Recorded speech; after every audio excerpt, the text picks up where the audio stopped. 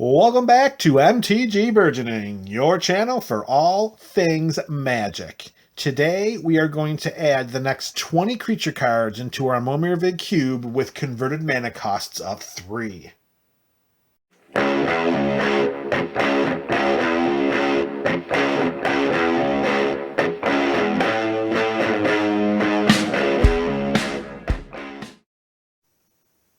What's up, MTG That is the MTG Burgeoning community. Welcome back to another installment of our ongoing Momir Vig Cube series. If you are unfamiliar with the purpose of this series or just need a quick refresher, search in the description below for the link to MTG Burgeoning's introduction to the Momir Vig Cube.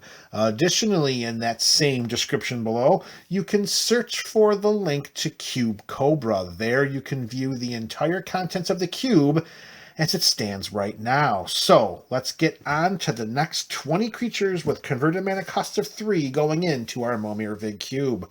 We're going to start with Harbor Bandit, a 2/2 human rogue. It gets +1/+1 if you control an island, and if you pay 1 and a blue, it is unblockable this turn. This creature is reminding the entire MTG BC, make sure you have islands in your basic land deck. Creature number 2, we're going to have a bird. It's a 3/3 flying with lifelink in a format that's driven by combat, where each player begins their life total with 24, having an evasive creature that acts as a 6-point swing of life each time it connects to the face of an opponent. This could be one of the most valuable 3-drops in the entire cube. All right, creature 3, we're all over the place. We got mono black, mono white. This one's a mono red, and it is Heckling Fiends. We got some devils up in here. It's a 2/2 that if we pay 2 in a red, target creature attacks this turn if able. This will be a great way to force a creature that's giving some trouble and some problems to the game with some kind of activated ability. Force that creature to attack only if you have the red mana to do it. So make sure you include those mountains in your basic land deck. Back-to-back mono-red creatures here. We have Hellraiser Goblin, a 2/2 Goblin Berserker.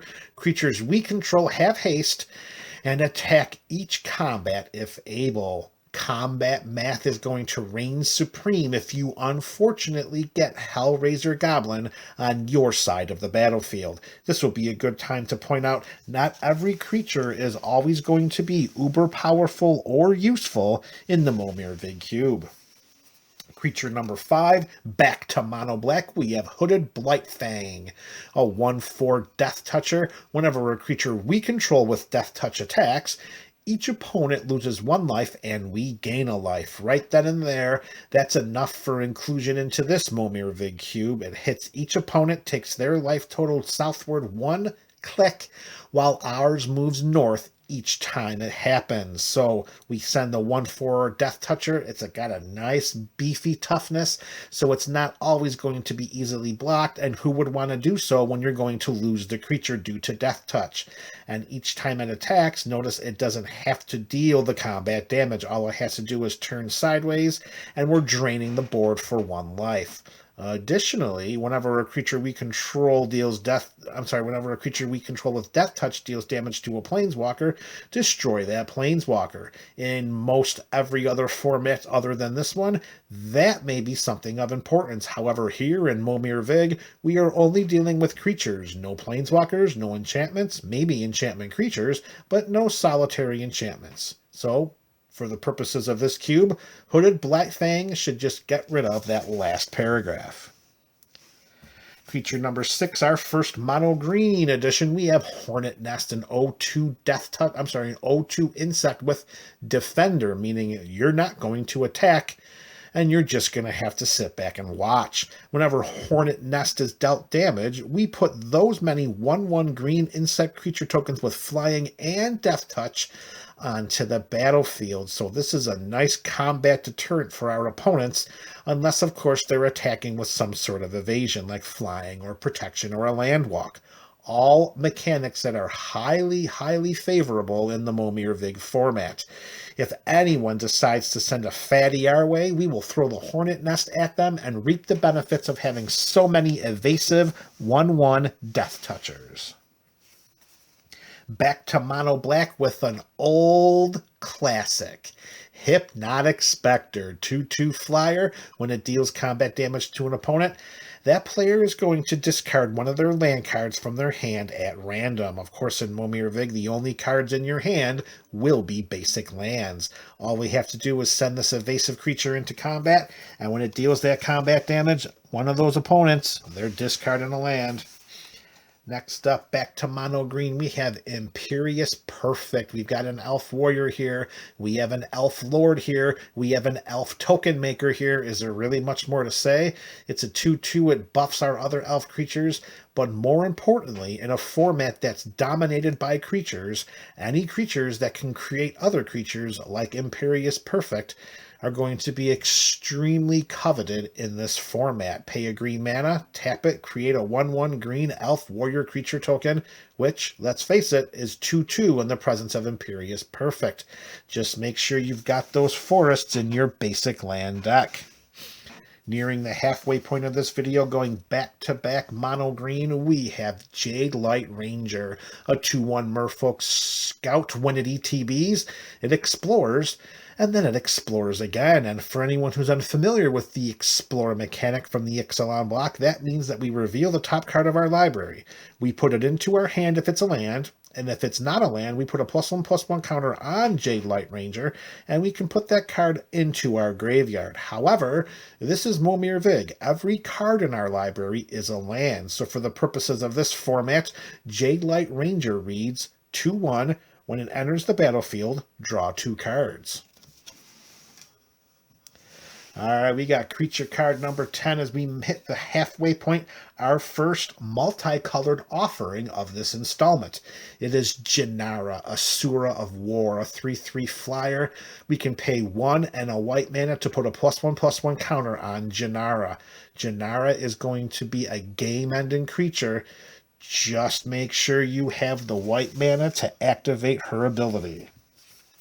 Creature number 11, our first mono blue edition, we have Jeskai Infiltrator. Here we have a 2/3 that can't be blocked as long as we control no other creatures. In Momir Vig, that may be more detrimental than anything else. When Jeskai Infiltrator deals combat damage to a player, we may exile it and the top card of our library into face-down pile. Shuffle that pile, then manifest those cards. So let's talk about this for a moment. The creatures that are summoned from the Momir Vig Cube are token copies of the creature. So once a token is exiled from the battlefield, it ceases to exist. So what you've got here really is a 2/3 that could be unblockable if you have no other creatures, which is a sheer detriment in the Momir Vig variant. Additionally, if this does deal combat damage to a player, it is not a may option. You must exile it. However, you do get to have the 2/2 manifest card off the top of your library, which will be one of the basic lands. So the 2/3 will get replaced by a 2/2 land. Creature card number 12 is Cassetto, Orakai Archmage, a 2/2 snake wizard. We can pay a green and a blue, and target creature can't be blocked this turn. If that creature is a snake, it gets +2/+2 until end of turn. With the right amount of green and blue mana, and here we're going to say make sure you have those forests and islands jam-packed into that land deck, you can make Cassetto Orakai Archmage a win condition in this variant. You can pop him twice if you've got 2 forests and 2 islands, making him a 6/6 unblockable. Boy, oh boy, that just seems like it's going to be lights out, particularly in a format where each player begins with only 24 life. Next card, back to mono green, we have Kazandu Mammoth, a 3/3 with the landfall mechanic. Whenever a land enters the battlefield under our control, Kazandu Mammoth gets +2/+2 until end of turn. We're only ever drawing lands from our library. Of course, we must discard a land each time we summon a creature from the Momir Vig Cube. However, in order to summon those creatures, we got to play those lands. And if you've got Kazandu Mammoth on the battlefield, you're looking at a 5/5 who's ready to go into combat. All right, another multicolored creature as we near the 3/4 mark of this video. We have Knight of the Reliquary, a 2/2 human knight. It gets +1/+1 for each land card in your graveyard. So just keep that in mind. each time we summon a creature from the Momir Vig Cube, we must discard a card from our hand, and the only cards in our hands are lands. So if you summon Knight of Reliquary on curve on turn 3, that means you have 3 lands in the graveyard, meaning that Knight of Reliquary is going to be a 5/5 minimum when it hits the field. We can tap and sacrifice a forest, or we can tap Knight of Reliquary to sacrifice to forest or plains, and then we can search our library for a land card and put it onto the battlefield. So if we're getting inundated with forests or plains with Knight of Reliquary under our control, we can sacrifice one of those to help fix the mana for activated abilities of other creatures that we may want to activate. That may be tough to do so, considering that we have a CMC3 creature that we can send into combat that's going to have stats way bigger than a 3 mana value creature should have. All right, next card, another mono red. We have Krenko, the Tin Street Kingpin. 1/2. Whenever Krenko attacks, we put a +1/+1 counter on it, and then we create a number of 1/1 red goblin creature tokens equal to Krenko's power. Krenko's effectiveness is really going to be determined on what creatures our opponents have on their sides of the battlefield. If they've just got a couple of walls and we can tick Krenko up by a couple of +1/+1 counters after a couple turns of attacking, then we could potentially have a game-winning creature on our side of the table for the investment of only 3 mana. Speaking of potential game-winning creatures, we now have Lava Brink Venturer, a 3/3 human soldier. When it ETBs, we choose odd or even, and Lava Brink Venturer has protection from each converted mana cost of the chosen value. So if this comes down in the 3 spot and you survey the battlefield, if there's more odd or more even, you pick what's more, and then you start sending Lava Brink Venturer into potentially unblockable combat. Another mono red goblin. This time we have Legion Warboss. 2/2 with the Mentor mechanic, which means whenever it attacks, we put a +1/+1 counter on target attacking creature with lesser power. At the beginning of combat on our turn, we create a 1/1 red goblin creature token. That token gains haste until end of turn and must attack if able. I must attack this combat if able. So again, similar to what we have with Krenko, if we have the right favorable circumstances with creatures on our opponent's sides of the battlefield, we can send Legion Warboss into combat safely, enabling the Mentor mechanic, creating additional creatures with the goblin tokens, and again, any creatures that can create creatures are going to be highly coveted in this format. Another multicolored edition here, we have Living Twister. 2/5 elemental, pay 1 in a red, discard a land card, which if there are cards in our hands, that means that it's going to be a land, and Living Twister deals 2 damage to any target. That could be extremely valuable in a format that's lacking any kind of direct removal. There are some enter the battlefield abilities, there are some death triggers, there are some other activated abilities that could be used as removal.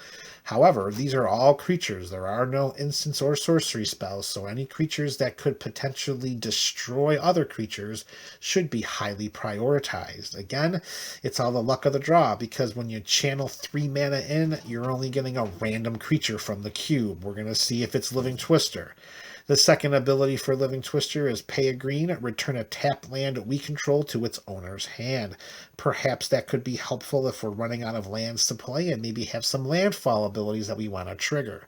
Either way, make sure you have plenty of mountains and forests in your basic land deck in order to serve Living Twister as well as you can. All right, we're down to 2 more cards in this subsection, and another multicolored edition. We have Lore Scale Coatl, a 2/2 snake. Whenever we draw a card, we put a +1/+1 counter on Lore Scale Coatl. We draw a card during every one of our turns, and if we can get Lore Scale Coatl on the battlefield on our 3rd turn or maybe sooner, it's just going to tick up to be bigger and bigger and potentially become a game-winning creature. Lastly, and the only colorless addition to this video here, we have Lure-Bound Scarecrow. We got a 4/4 that when it ETBs, we choose a color, and when we control no permanents of the chosen color, we must sacrifice Lure-Bound Scarecrow. Those are not bad stats, 4/4 for just the investment of 3 generic mana. However, make sure the color you choose is one that might be more plentiful than just splashed on to one of your other creatures. All right, MTGBC, there we have it. 20 more creature cards for the Momir Vig Cube. Let me know which are your favorites in the comment section below.